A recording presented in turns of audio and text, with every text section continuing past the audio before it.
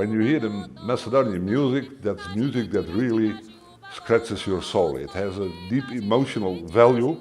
I had a strong feeling for that music, and somebody said, have you been born in Macedonia or elsewhere else on the Balkan? No, I'm not. My mother is German, my father is Dutch. And we had no this music in our home, so it gripped me simply, and I cannot explain that.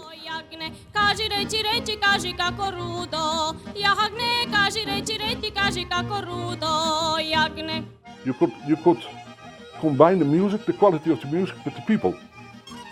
You see what I mean? It's some interaction. Good people make good music.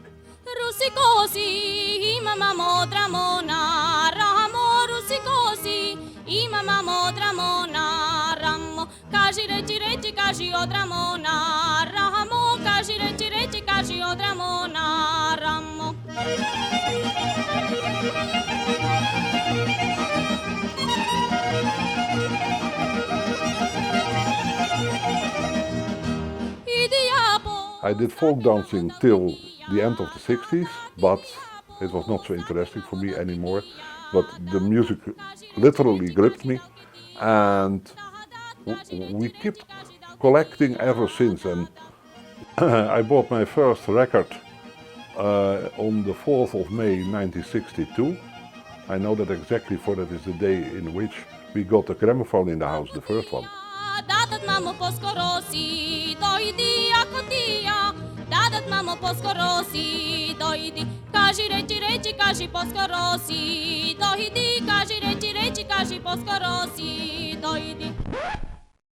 And when I did my exam in '62 in June, I got two records, one with Greece music from Dora Stratu company, and the second one was from recordings for Radio Belgrade. And on that record was a compilation of former Yugoslav music. And there was already one track with the Orchestra Narodni Instrumenti Radio Skopje, with Vanja Lazarova and Vaska Ilieva singing, and that was so beautiful.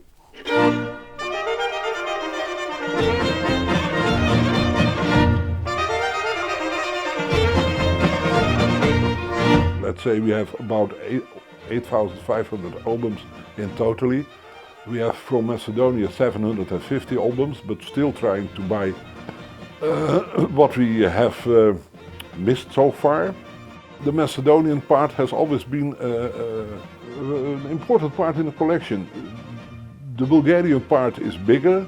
Macedonia is on the second place, but you must consider the number of inhabitants and the surface of Macedonia and Bulgaria. And if you take that in consideration, the Macedonian music is the biggest part of the collection.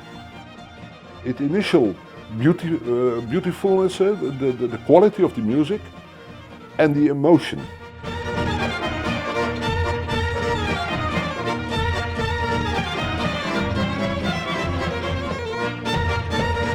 I went to Skopje the first time in 1967. That was a couple of years after the earthquake.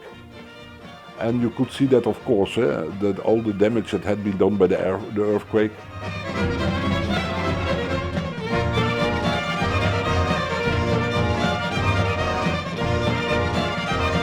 Every what a normal Macedonian guy does, I have done. Simply sitting on the street side, sipping your coffee, drinking your raki, etc., etc.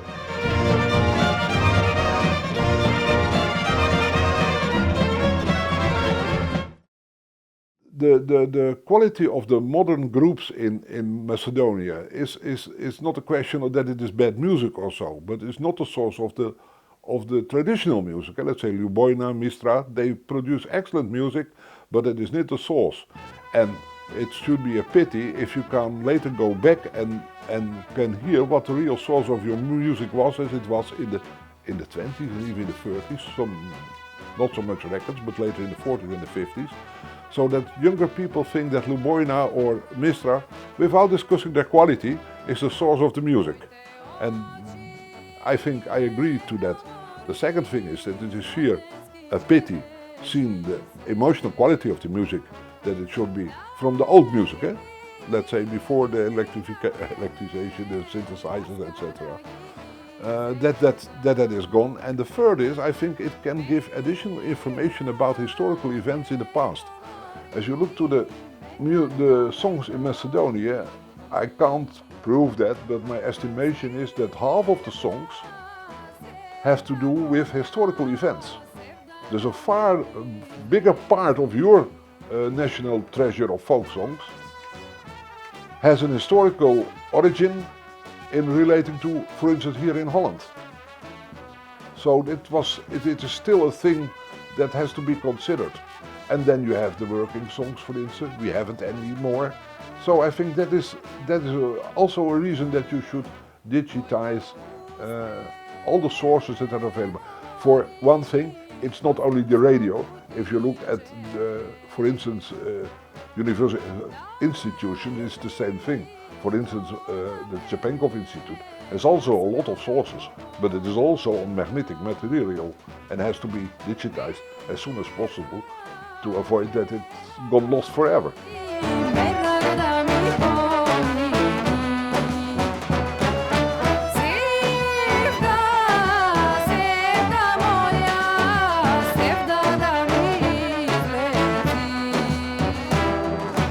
In Macedonia, I asked some people, have you ever heard of Vanja Lazarova, for instance? She didn't choose for a commercial career like Vaska did.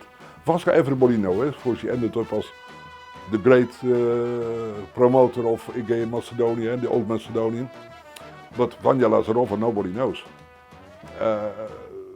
Nikola Badev is known, but already Alexander Sarajevski, for instance. Sarajevski, who was that? So, and then is there the thing that there are a lot of archives that need to be digitized as soon as possible, because the oldest radio archives, of course, are from '56, and they deteriorate rather fast. They are kept in a room that is too hot for keeping tapes, and you know the let's say the theoretical time that you can use tapes is about 30 years. Now they were recorded in '56, at 30 years, and you are far over the date that they could be used. Of course, you can still be used. There are some tricks to do that, but that should be taken at hand immediately.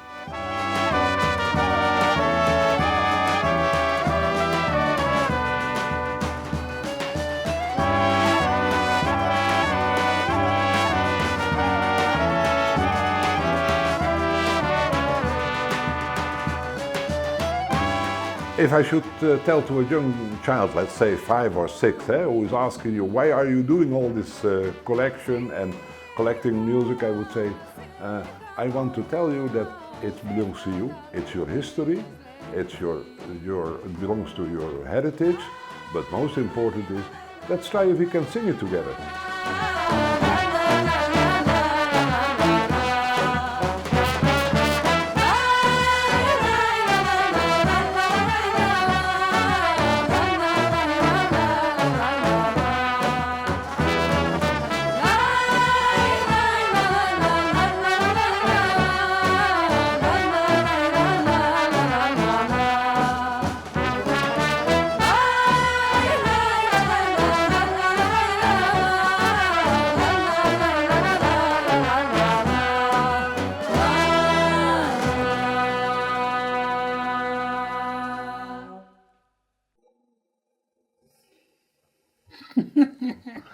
That was now you should go to Tinder, you know, that is a dating site, and you have a lot of dating sites in Holland, but in the time we met it was in the magazine, in the journal, Daily Journal, and with a friend I went every Saturday morning to see what the new women were applying for contact, and as I told you already, I know him, and he was a painter, and he painted the painting you've seen in our living room.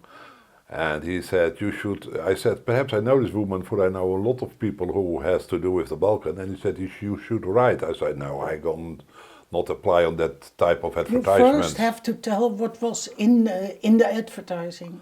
So yes, I will tell you what was in the advertising. I said, I'm a person and I like to meet nice guys, but most important was that I had some passion for the Balkans. And Peter thought, people with passion for the Balkans. I know everybody who has a passion for the Balkans because that's only a small group in Holland. But he didn't know me.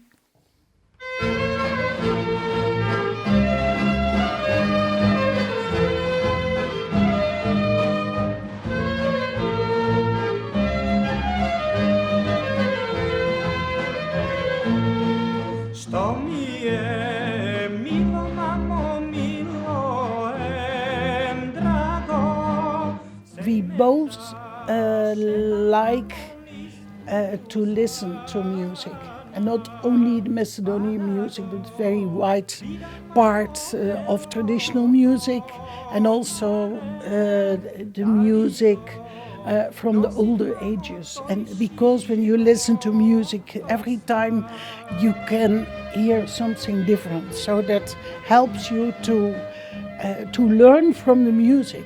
And with Peter, I share that passion for learning from the music and from hearing different parts, and you are developing yourself by listening to music. And I think that is something we have very much in common.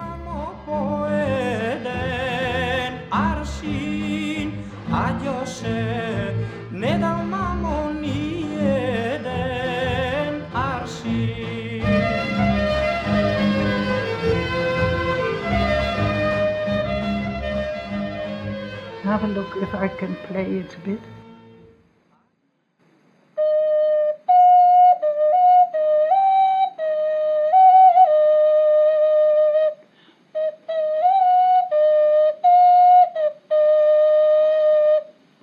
This is one of them. And the other one is a bit simpler, has only one, I think, yeah, one hole.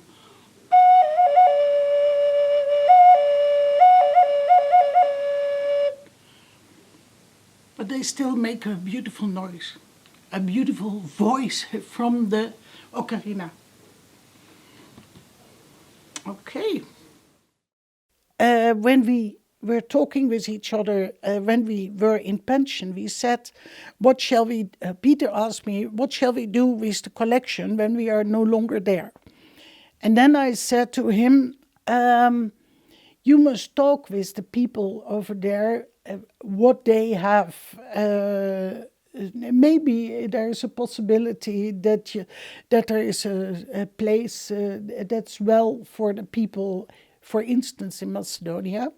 My ultimate goal and wish is that if I'm not any longer there, and Annemiek also not any longer there, that we can send by the guy or lady who will do our last will, the whole collection digitized can be given to an institution, be it a university, library, etc.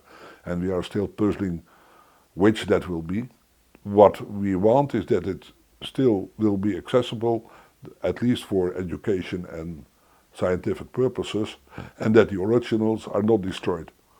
For sometimes I have some experience in Holland that they digitize the collection with African jazz music from Mali, Ghana, etc., and then they throw the original sources away. That is a no-go, of course.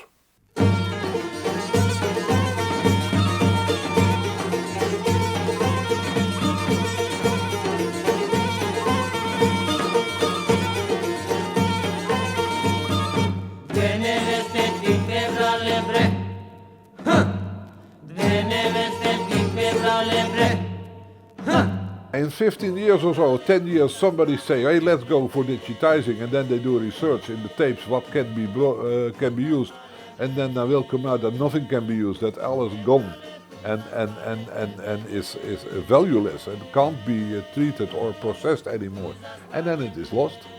And we pressed everybody. We were with the former Ministry of Culture, and everybody is saying, yes, it's a great problem. And then I said, okay, I offered to the ministry to write a project plan.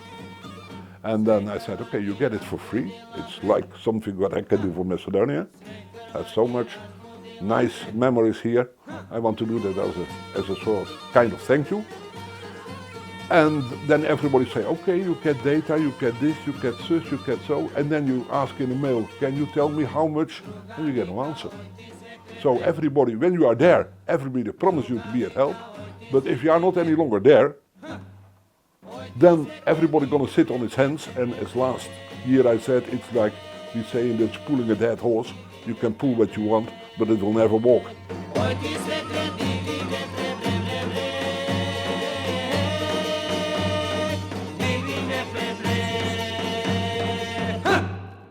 General, let's say, idea about the former Yugoslavia was they say, we don't do it now, we do it tomorrow, or the day after tomorrow, or the day after the day tomorrow, or not at all. And you come each day, and each day you get the same answer. And that is a little bit the feeling about this as well. We're going to do it. Yeah, when can we do it? How can we do it? Yeah, you will hear from us. And it is a little bit annoying. It is a little bit, how to say, disappointing. Not that I'm personally disappointed. I know what we have here in house, the good music we have. So it's not for me. I have not the personal. If it will not be done, it's not of any influence on the value of the collection. But it is a pity that you know that it is there and that it is neglected.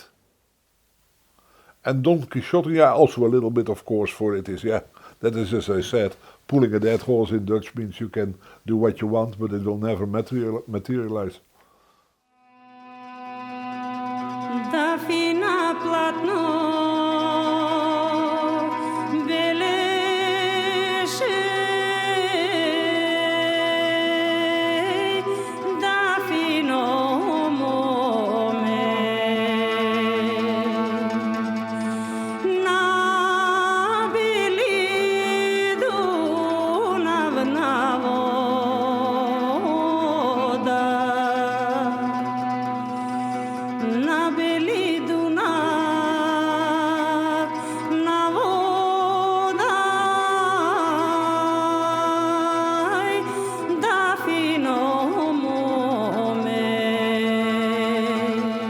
My last effort will be to say, okay, there should be a Macedonian guy who take the lead.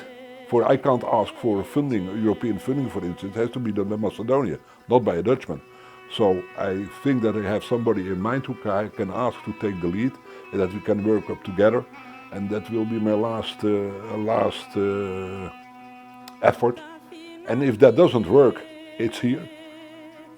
It's here in the next room, and that's it. But it is a shame, I think, that your history of your national traditional music has to be kept outside the country itself for archiving and for keeping it alive, or at least having it available.